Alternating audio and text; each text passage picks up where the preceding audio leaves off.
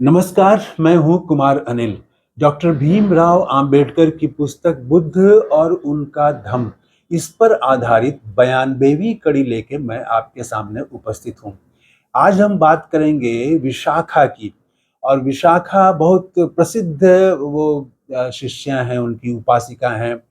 और के साहित्य में बार-बार उनका जिक्र आता है। तो उन्हीं से जुड़ी दो बहुत महत्वपूर्ण शिक्षा है। वो महिलाओं के लिए भी है और वो परिवार के लिए भी है। इसी पर हम आज बात करेंगे। वो आज के लिए भी बहुत काम की बातें हैं। आप देखेंगे, विशाखा का जन्म अंग प्रदेश में हुआ था। और उनके माता का नाम था सुमना और पिता का नाम था धनंजय। उनके दादा मेंढक थे, वो बड़े प्रसिद्ध थे, बड़े ज्ञानी थे, संपन्न तो थे ही। तो वो बुद्ध के अनुयायी थे।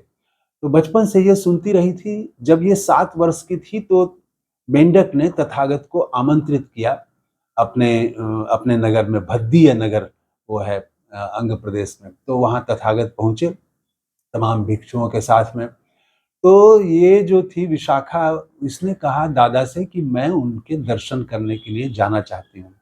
तो दादा ने इजाज़त दे दी और 500 रथ और 500 दासियों के साथ विशाखा को भेजा दर्शन करने के लिए। विशाखा वहाँ पहुँची जहाँ तथागत थे, लेकिन काफ़ी पहले ही उसने सारे रथ रुकवा दिए और खुद पैदल वो गई और तथागत के उपदेश सुने उसने।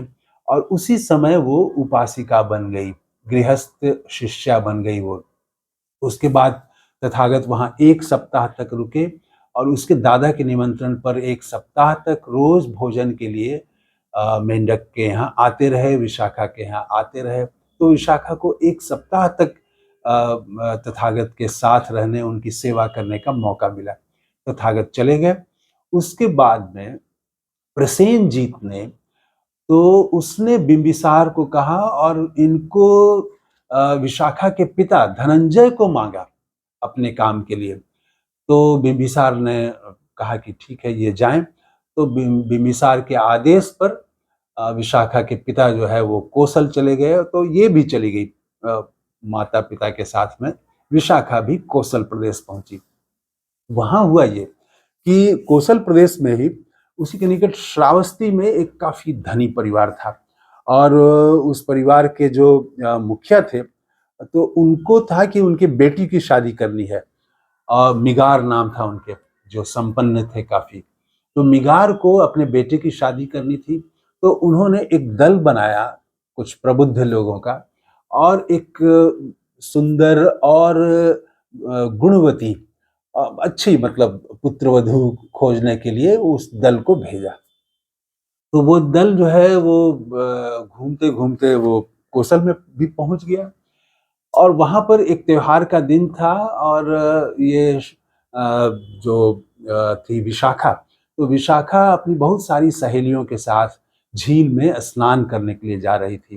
तभी अचानक वर्षा होने लगी। तो इसकी सारी सहेलियां जो हैं वो दौड़ के भागी, छिपने के लिए भागी।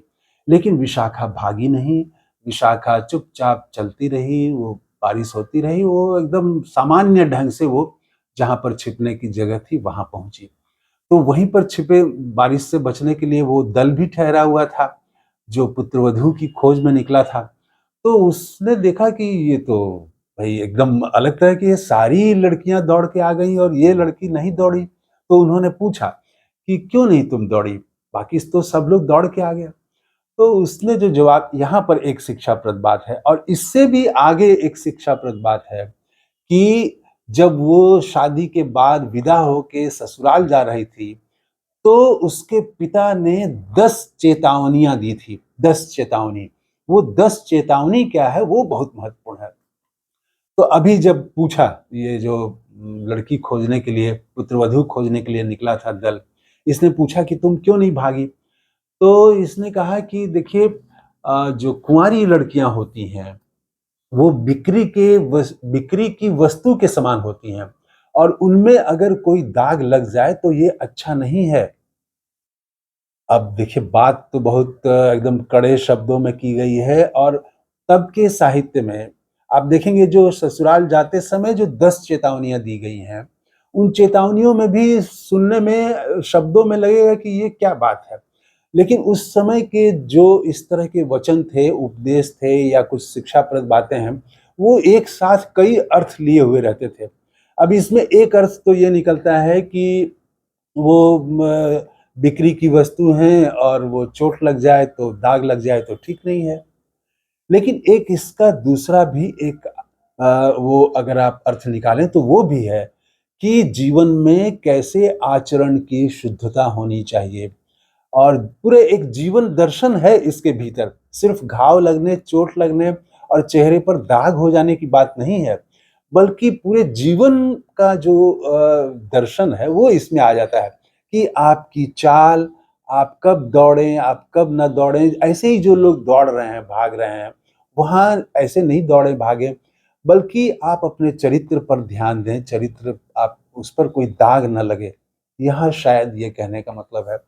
तो वो जो पुत्रवधू खोजने के लिए निकला था दल, वो काफ़ी प्रभावित हुआ और उसने एक गुलदस्ता दिया।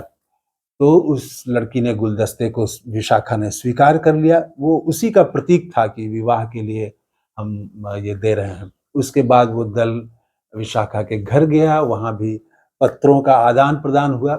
उसके बाद फिर जो वो उनका लड़का था, वो जिसकी शादी होने वाली थी, पुण्यवर्धन उसका नाम है। तो वो भी आया देखने के लिए और खुद प्रसेनजीत आए साथ में, देखने के लिए आए, मिलने के लिए आए। सब कुछ तय हो गया, शादी हो गई। विदा होते समय इसके पिता ने, धनंजय ने, विशाखा के पिता धनंजय ने 10 चेतावनियाँ दी। वो 10 चेतावनियाँ बड़ी गौर करने वाली बात है। देखिए उसमें पहली बात, ऊपर से देखने में बहुत सामान्य लगेगा लेकिन बात समझने की है। उसने पहली चेतावनी दी विदा करते हुए, बेटी को विदा करते हुए, कि घर की आग को बाहर मत जाने देना। घर की आग को बाहर मत जाने देना। दूसरी उन्होंने दी चेतावनी कि बाहर की आग को घर में मत आने देना। तीसरी चेतावनी दी कि उन्हें ही देना जो लौटा दें। चौथा है उन्हें न देना जो न लौटाएं। पांचवा है उसे देना जो देता है, जो नहीं देता है उसे मत देना। इसी तरह से आगे है कि प्रसन्न रहना, खाते पीते समय प्रसन्न रहना और आग की देखभाल करना।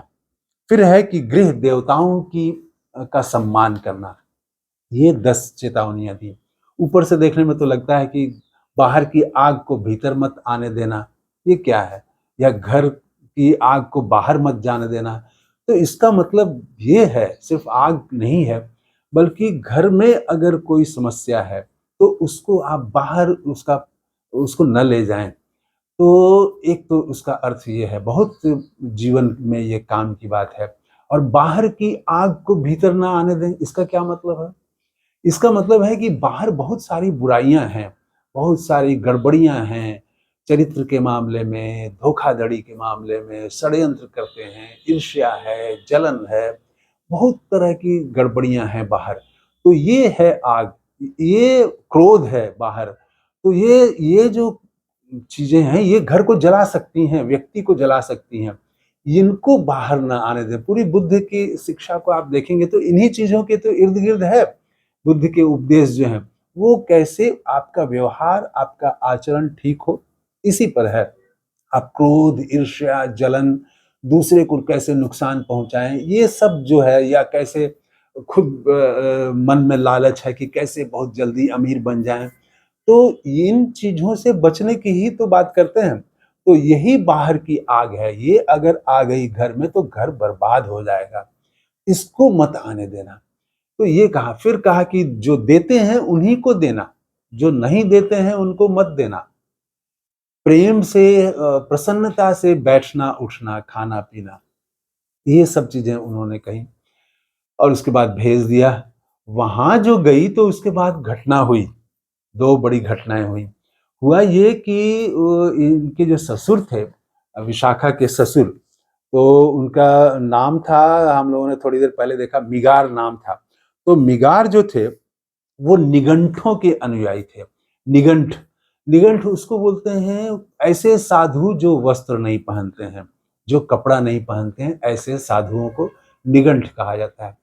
तो इसके ससुर जो थे मिगार, तो वो निगंठों के अनुयायी थे। तो जब विवाह होके ये गई विशाखा, तो उसने सोचा कि मैं निगंठों को आमंत्रित करूं।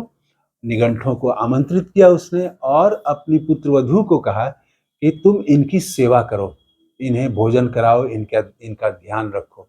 लेकिन विशाखा ने इनकार कर दिया।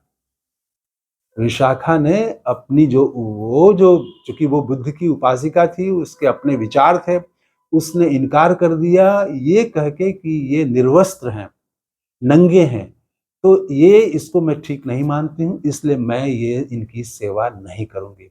अब इसके ससुर तो बहुत बिगड़े, बहुत बिगड़े। अब जिसके अनुयायी थे उसी की सेवा पुत्रवधू नहीं कर रही है। तो यहाँ तक मामला आ गया कि इनको वापस भेज दिया जाए। और इनका व्यवहार, इनका विचार ठीक नहीं है विशाखा का। तो वो एक 4-5 लोगों को भी भेजा था, इनके विशाखा के पिता ने भेजा था, साथ में भेजा था कि वो देखभाल करने में मदद करेंगे और नज़र रखेंगे, सब चीज़ ध्यान रखेंगे। तो वो मिगार ने इन लोगों को कहा, और भी लोगों को कहा, वो एक छोटी कमिटी कह लीजिए, उसने कमिटी बना दी कि वो इनके इस व्यवहार पर अपनी प्रतिक्रिया दें, बताएं कि ये जो निगंठों की सेवा नहीं की इन्होंने, ये सही है या गलत है। तो जो समिति बनाई गई, उस समिति ने कहा पूरी जांच पड़ताल करने के बाद कि नहीं, विशाखा ने जो इनकी सेवा निगंठों की नहीं की, तो इसमें कोई दोष नहीं है, ये निर्दोष है। कुछ दिनों के बाद फिर ऐसा ही वाकया, एक दूसरा वाकया आ गया कि इसके ससुर भोजन कर रहे थे और तभी जो है एक भिक्षु, भिक्षु यहाँ पर लिखा हुआ है, तो इसका मतलब है कि वो बुद्ध का अनुयायी होगा। तो वो भिक्षु बाहर दरवाजे पर आके खड़ा हो गया और ये इस तरह से बैठे हुए थे इसके ससुर की वो नजर इनका नहीं जा रहा था, तो ये सामने से हट गई ताकि इनके ससुर जो हैं वो देख सके कि सामने भिक्षु खड़ा है। लेकिन ये खाने में मशगूल थे, इन्होंने भिक्षु की तरफ ध्यान ही नहीं दिया। तो ये बाहर गई और भिक्षु को बोली कि मेरे ससुर अभी भोजन कर रहे हैं, अभी आप चले जाएं। तो वो भिक्षु चला गया। बाद में मालूम हुआ तो ससुर फिर बिगड़ा कि ये तो तुमने क्यों भिक्षु को लौटा दिया। तो फिर वो समिति बैठी और समिति ने फिर जांच की, तो कहा कि नहीं, इसने ससुर के सम्मान में ये काम किया है, ये इसमें इसका कोई दोष नहीं है, तो इसकी कोई गलती नहीं है। फिर उसको निर्दोष साबित कर दिया। अब विशाखा ने कहा कि अब मैं यहाँ नहीं रहूंगी, मुझे वापस अपने पिता के पास भेजने का इंतजाम किया जाए। इसके बाद तो इसके ससुर और सास सभी जो है वो नतमस्तक हो गए कि नहीं नहीं, तुम सही हो, हम ही से भूल हुई है, तुम लौट के मत जाओ, ये संबंध मत तोड़ो। तो उसके बाद वो मान जाती है, कहती है कि ठीक है, लेकिन एक शर्त है। वो शर्त यह है कि मैं तथागत के भिक्षुओं को आमंत्रित करूंगी, तथागत को आमंत्रित करूंगी अपने घर में। तो वो इस पर वो लोग तैयार हो जाते हैं। लेकिन इनके ससुर तो निगंठों के अनुयायी थे, तो इनके ससुर ने कहा कि ठीक है, मैं सेवा नहीं करूंगा, तुम सेवा करना। तो इसी शर्त पर तथागत जाते हैं, भिक्षु जाते हैं, वहां पर भोजन करते हैं और भोजन के बाद में उपदेश के लिए वो उपदेश देते हैं। और इसके सास ससुर जो हैं, जो निगंठों के अनुयायी थे, वो लोग पर्दे में रह के सुनते हैं। लेकिन सुनने के बाद में तथागत की बातें सुनने के बाद वो पर्दे से बाहर आ जाते हैं और तथागत के शिष्य बन जाते हैं। तो आज की कड़ी में इतना ही। बुद्ध को नमस्कार करते हुए बात समाप्त कर रहा हूँ। आप अपने कमेंट जरूर बताइएगा आपको कैसा लगा। तो थैंक यू, धन्यवाद, जय हिंद।